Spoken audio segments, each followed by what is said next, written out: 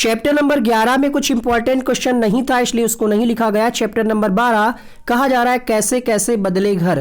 पहला पॉइंट है यहाँ पे डेरा गाजी खान जगह कहाँ है, तो ये पाकिस्तान में है। कच्चे घरों में गोबर को मिट्टी में मिलाकर जमीन पर लिपाई करने से क्या होता है, मिट्टी में कीड़ा नहीं लगता। यहाँ से सीटेट 2011 में एक बार प्रश्न पूछा गया था। कई किताबें इस बारे में लिखती हैं कि सुंदर और आकर्षक बनने के लिए लिपाई की जाती है, बट एनसीईआरटी की किताब में आपने क्या पढ़ा, मिट्टी में कीड़ा ना लगे इसलिए लिपाई की जाती है। नीम और कीकर की लकड़ी में दीमक नहीं लगती है। सोहना गांव कहाँ है, तो सोहना गांव हरियाणा में है। अब ये जो पहला पॉइंट है और ये दूसरा पॉइंट है, ये कैसे प्रश्न बन सकता है, 2 पॉइंट यहां से उठा लिए गए और 2 पॉइंट यहां से, ठीक है। अब आपसे पूछ लेगा कि निम्नलिखित में से कौन सा विकल्प उचित नहीं है या गलत है, तो आप समझ पाए कि कैसे प्रश्न आता है, इसलिए इन चीजों को याद करें। ईंटों की दीवार को लीपना नहीं पड़ता है, ये कहना चाह रहा है यहाँ पे। ईंटों की जो दीवारें होती हैं उनको लीपना नहीं पड़ता है, जो लिपाई आपने पढ़ा है। साल में एक बार ईंटों की दीवारों को क्या किया जाता है, चूने से पुताई की जाती है। सोहना गांव से दिल्ली जाते समय रास्ते में गुड़गांव शहर पड़ता है, तो ये प्रश्न आपसे बन सकता है। चैप्टर नंबर 13 पहाड़ों से समुद्र तक। बहुत सारी चीजें पानी में आसानी से घुल जाती हैं। इनमें से कई चीजें हमारे शरीर के लिए हानिकारक हो सकती हैं, इसलिए पीने से पहले पानी का साफ करना जरूरी है। और पानी साफ करने का सबसे अच्छा तरीका क्या है, पानी को उबाल करके पिया जाए। चैप्टर नंबर 14 है। पहला पॉइंट है यहाँ पे कर्नाटक। कर्नाटक के बेलबनिक गांव में कौन रहता है, बसवा नाम का कोई व्यक्ति है, वो रहता है। उसके बारे में कुछ कहानी कही गई है, तो ध्यान रखिएगा। जुलाई के माह में प्याज की फसल उगाई जाती है, तो प्याज की फसल के लिए अच्छा समय क्या है, जुलाई। खूंटी से खेत की मिट्टी को नरम किया जाता है। कर्नाटक में हल को कुरीगे के नाम से जाना जाता है। प्याज की फसल बोने के 20 दिन बाद छोटे छोटे पौधे निकल आते हैं। खेतों में कुछ पौधे बिना बोए अपने आप उगाते हैं, उसको हम क्या कहते हैं, उनको हम खरपतवार कहते हैं। अगला प्रश्न, अगला चैप्टर देखिएगा। चैप्टर नंबर 16 है चूं चूं करती आई चिड़िया। इससे इंपॉर्टेंट प्रश्न बनते हैं क्योंकि ये कई सारी चिड़ियों की बात करता है। यहाँ पे कौवा के बारे में, कलचिड़ी के बारे में, कोयल के बारे में, इन सब की बात इसी चैप्टर में कही गई है। और यहाँ से एक प्रश्न जरूर आएगा, यकीन मानिए। ये 3 स्लाइड जो आपको दिखाई जा रही है चैप्टर नंबर 16 की, एक प्रश्न 100% आएगा। अगर अभी भी नहीं आप समझ पा रहे हैं तो पेपर देने के बाद मिला लीजिएगा।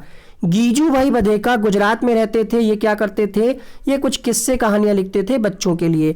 कलचिड़ी जिसको इंडियन रॉबिन भी कहा जाता है, ये अपना घोंसला कहाँ बनाती है, तो ये पत्थरों के बीच जो खाली जगह होती है, 2 पत्थर ऐसे ऐसे रखे, इनके बीच में जो खाली जगह है वहां पे कौन सा पक्षी अपना घोंसला बनाता है, तो कलचिड़ी। कैसे हो सकता है, ये 3 ऑप्शन लिख करके पूछ ले कि कौन सा विकल्प सही नहीं है, तो आपको ध्यान रखना है। या फिर कूट बना करके भी दे सकता है ऑप्शन। इसका घोंसला होता कैसा है, तो घास से बना होता है। उसके ऊपर पौधे की नाजुक टहनी, जड़ें, बाल और रुई, ये सब चीजें बिछा रहता है। चिड़िया ढूंढ ढूंढ कर लाती है और इकट्ठा करती है। कौवा पेड़ की ऊंची डाल पर घोंसला बनाता है। यहाँ से प्रश्न पूछा गया कि ऐसा कौन सा पक्षी है जो ऊंची डाल पे घोंसला बनाता है, तो कौवा। कौवे के घोंसले में लोहे के तार और लकड़ी की शाखाएं जैसी चीजें होती हैं। कोयल कभी अपना घोंसला नहीं बनाती, तो फिर ये अंडे कहाँ देती है, तो ये कौवे के घोंसले में अपना अंडा देती है। साथ ही साथ कौवा क्या है, अपना अंडा और कोयल का दोनों के अंडे जो है देखभाल करता है, अर्थात सेता है।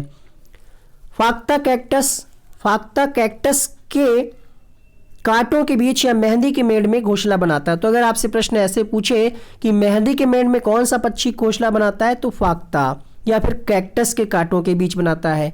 गौरैया कहाँ अपना घोंसला बनाती है, तो अलमारी के ऊपर, आईने के पीछे, घर की दीवार के आले में। पहले आरे होते थे ना, वही आले लिखा हुआ है। छोटी छोटी अलमारी घरों में ऐसे ऊपर कॉर्नर पे काट दी जाती थी। अब उसका प्रचलन बंद हो गया है लगभग। अभी भी पुराने जो घर हैं उसमें आपको देखने को मिलेगा। कबूतर कहाँ अपना घोंसला बनाता है, तो खंडहरों में या पुराने मकान में। बसंत गौरी कहाँ बनाती है, पेड़ के तने में गहरा छेद करके उसमें अंडे देती है। दर्जन चिड़िया की बात करें तो दर्जन चिड़िया अपनी नुकीली चोंच से पत्तों को सी लेती है और उसके बीच में बनी थैली को अंडे देने के लिए तैयार करती है। यही इसका घोंसला है। तो ये इंपॉर्टेंट फैक्ट है। क्या करती है, चोंच से पत्तों को सी लेती है, मतलब 2-4 पत्ते या 10-5 पत्ते जोड़ करके और उसकी एक थैली टाइप में बना लेती है उसी में। तो ये विशेषता दे करके आपसे पूछ सकता है कि ये विशेषता किस पक्षी की है, किस चिड़िया की है, तो ये दर्जन चिड़िया की है। शक्करखोरा की बात करें तो किसी छोटे पेड़ या झाड़ी के डाली पर अपना घोंसला बनाते हैं। इनके घोंसले में बाल, बारीक घास, पतली टहनियाँ, सूखे पत्ते, रुई, पेड़ की छाल और कपड़ों के चिथले और मकड़ी के जाले भी होते हैं। किसकी विशेषता है ये? तो ये शकरखोरे की है, ध्यान रखिएगा, इंपॉर्टेंट पॉइंट है। वीवर पक्षी की बात करें तो सभी नर वीवर पक्षी अपने घोंसला बनाते हैं, फिर मादा क्या करती है, उन सभी घोंसलों को चेक करती है, जो घोंसला सबसे अच्छा लगता है उसको, उसी में वो अंडे देती है। तो ये वीवर पक्षी की विशेषता है। गाय के अगर हम दांत की बात करें तो गाय के आगे के दांत छोटे होते हैं पत्तों को काटने के लिए, घास चबाने के लिए, और पीछे के जो दांत होते हैं वो चपटे और बड़े होते हैं। बिल्ली के दांत क्या होते हैं? बिल्ली के दांत होते हैं नुकीले, जो मांस फाड़ने और काटने के काम आते हैं। सांप के दांत क्या होते हैं? सांप के दांत नुकीले होते हैं, 2 दांत होते हैं, और सांप अपने शिकार को चबाता नहीं बल्कि गटाक से निगल जाता है ना। जैसे आप दवाई खाते हैं तो आप चबला करके नहीं खाते हैं, ठीक है, पेस्ट नहीं बनाते हैं उसको, आप क्या करते हैं, निगल जाते हैं। बहुत सारी ऐसी दवाइयाँ हैं टेबलेट वाली। गिलहरी के दांत हमेशा बढ़ते रहते हैं, इसके लिए वो क्या करती है, दांतों से काटने को एक मिनट। तो गिलहरी के दांत हमेशा बढ़ते रहते हैं, इसके लिए क्या करती है, काटने और कुतरने के कारण इसके दांत घिसते रहते हैं। यहाँ पे क्या होगा, काटने और कुतरने के कारण इसके दांत घिसते रहते हैं। तो आपसे पूछा जाता है वो कौन सा जानवर है जिसके दांत हमेशा बढ़ते रहते हैं, इसके लिए वो कुतरती रहती है चीज़ों को। तो आप गिलहरी लगाइएगा, ऑप्शन में चूहा भी मिलेगा, ध्यान रखिएगा। जानवर शब्द का इसलिए प्रयोग हमने किया क्योंकि एनसीईआरटी में पहली कक्षा में हमने आपको बताया था जो भी पशु पक्षी जो भी होंगे उनको जानवर नाम से संबोधित किया जाएगा। नंदिता मुंबई में, तो मुंबई क्या है, भीड़ भाड़ वाला इलाका है, यहाँ 4 बजे उठकर नल से पानी भरते हैं, इससे इतना ही इंपॉर्टेंट फैक्ट था। चैप्टर नंबर 18 की अगर हम बात करें तो नल्ला मड़ा कहाँ है, तो ये आंध्र प्रदेश में स्थित है। बाजार गांव कहाँ है, ये महाराष्ट्र में है। और कफ परेड कहाँ है, मुंबई में। अब ये 3 लाइनें आपको लग रही होंगी अरे यहाँ से कहाँ प्रश्न आएगा, 3 ये लाइनें उठा लेगा और एक यहाँ से उठा लेगा कि कर्नाटक में होलगुंडी गांव है, या फिर यहाँ पे क्या कर देगा कि असम में होलगुंडी गांव है, और आपसे पूछ लेगा कि निम्नलिखित में से कौन सा विकल्प उपयुक्त नहीं है या उचित नहीं है गांवों के बारे में। तो ये आपको याद करना पड़ेगा। आंध्र प्रदेश में कौन सा है, नल्लामड़ा। बाजार गांव कहाँ है, महाराष्ट्र में। कर्नाटक में कौन सा गांव है, होलगुंडी गांव है। गंदा पानी पीने से क्या होता है, दस्त और हैजा हो सकता है जिससे लोग बीमार हो जाते हैं। उल्टी से क्या होता है, उल्टियों के कारण हमारे शरीर से बहुत सारा पानी बाहर निकल जाता है और जो कि शरीर के लिए हानिकारक होता है। पानी की कमी को पूरा करने के लिए पानी में शक्कर और नमक मिलाकर के पीना चाहिए। इस गांव में बच्चों की पंचायत का नाम भीमा संघ है। तो भीमा संघ क्या है, एक प्रकार की पंचायत है जिसका नाम है, ध्यान रखिएगा। चैप्टर नंबर 19 है जड़ों का जाल। घास की जड़ें बहुत मजबूत होती हैं, इन्हें खुरपी से खोद करके ही निकाला जा सकता है। घास का पौधा जितना जमीन के ऊपर होगा इससे ज़्यादा कहीं जमीन के अंदर फैला हुआ होता है। बरगद के पेड़ की लटकन उसकी जड़ें होती हैं जो लटकती होती हैं और ये टहनियों से निकलती हैं और बढ़ते बढ़ते जमीन के अंदर चली जाती हैं। ये जड़ें मजबूत खंभों की तरह पेड़ को सहारा देती हैं। पेड़ काटने के खिलाफ कई सारे कानून भी बने हैं और इन्हें काटने के लिए सरकारी दफ्तर से लिखित मंजूरी लेनी पड़ती है, तभी आप पेड़ों को कटाव कर सकते हैं। यहाँ से हर बार लगभग एक प्रश्न आता है रेगिस्तानी ओक के बारे में। अब रेगिस्तानी ओक देखते ही लोगों के माइंड में आ जाता है कि ये रेगिस्तान में होगा क्या, नहीं, ऑप्शन में रेगिस्तान देगा, आप वो नहीं लगाइएगा क्योंकि रेगिस्तानी ओक कहाँ पाया जाता है, तो ये ऑस्ट्रेलिया में पाया जाता है। अगर हम इसकी ऊंचाई की बात करें तो 11 से 12 फीट और पत्तियां इसमें बहुत कम होती हैं। इस पेड़ की जड़ें ऐसी 30 पेड़ जमीन पर लिटा दी जाएं उस लंबाई तक जमीन में गहरी जाती हैं। तो मतलब ये हुआ कि इतनी गहराई होती है कि अगर हम 30 पेड़ को अगर जमीन पर लिटा दें इतनी गहरी, ऐसा एनसीईआरटी में कहा गया है, ठीक है। और यह पानी जो है, मतलब पानी क्या होता है, इसके तने में जमा होता रहता है, पानी इसके तने में जमा होता रहता है। जब कभी इस इलाके में पानी नहीं होता तो वहां के लोग इसके तने के अंदर पतला पाइप डाल करके निकाल लेते हैं, ऐसा कहा जा रहा है। वास्तविकता है या नहीं है उस पर नहीं जाना है, आपको ये सारे पॉइंट्स को याद कर लेना है, ठीक है, ताकि अगर आपका प्रश्न आए तो गलत ना हो। चैप्टर नंबर 20 है मिलकर खाएं। असम में चावल की नई फसल कटने पर कौन सा त्योहार मनाया जाता है, तो बिहू। प्रश्न आपसे पूछेगा बिहू कहाँ से संबंधित है, तो असम से। घास और बांस से तैयार घर को क्या कहते हैं, तो भेला घर कहा जाता है। उरुका क्या है, तो बिहू से पहले वाली जो शाम होती है उसको उरुका कहा जाता है। बोरा और चेवा क्या है, ये चावल की 2 वैरायटी है, 2 प्रकार है जो पकने के बाद चिपचिपा हो जाते हैं। इसको कहाँ खाया जाता है मुख्यतः, तो इसको असम में खाया जाता है। चेवा चावल जिसको कहाड़ी मतलब वही कढ़ाई जो होती है उस पर आग पर रखकर पानी उबालते हैं, उसमें कुछ भीगे हुए चावलों से भरी हुई कढ़ाई रखकर पकाते हैं। तो ऐसा कुछ प्रश्न यहाँ से बन नहीं सकता। बस आपको दो प्रकार ध्यान रखने, ये चावल के हैं, बोरा और चेवा। असम में चाय के साथ पीठा भी दिया जाता है। यहाँ औरतें पीले रंग की कपड़े पहनती हैं और लड़कियां रंग बिरंगी मेखला चादर पहनती हैं। भात शुक्तो क्या है? तो भात शुक्तो मतलब चावल और रसेदार सब्जी मिलाकर के जब आप खाएंगे उसको भात शुक्तो कहा गया है। कहाँ? असम में। मिड डे मील क्या है? सभी बच्चों का अधिकार है। इसकी शुरुआत कब हुई थी? 15 अगस्त 1995 में इसकी शुरुआत हुई थी। हम आपसे बार बार निवेदन कर रहे हैं इसके आप नोट्स बनाते हुए चलिए, वीडियो को रोक रोक करके नोट्स बनाइए या फिर स्क्रीनशॉट ले लीजिए, अच्छा रहेगा आपके लिए। अगर आपको प्रिंट आउट निकालना है तो नोट्स को आप परचेज कर सकते हैं, छोटा सा शुल्क होगा, उसका प्रोसेस आपको बता दिया जाएगा। व्हाट्सएप नंबर पे मैसेज करके आप ले सकते हैं। गुरुद्वारे के रसोई घर में कई काम हो रहे थे। खाना बड़े बड़े बर्तनों में पक रहा था। वहाँ एक बड़े पतीले में उड़द और चने की दाल पक रही थी। दूसरी तरफ पतीले में आलू और गोभी की सब्जी बन रही थी। कड़ाह प्रसाद बनाने में आटा और चीनी का इस्तेमाल होता है। अरदास के बाद क्या होता है? कड़ाह प्रसाद दिया जाता है। चैप्टर नंबर 23 से प्रश्न पूछा जाता है यहाँ से कि आंध्र प्रदेश में कौन सा जिला है? तो पोचमपल्ली। ठीक है।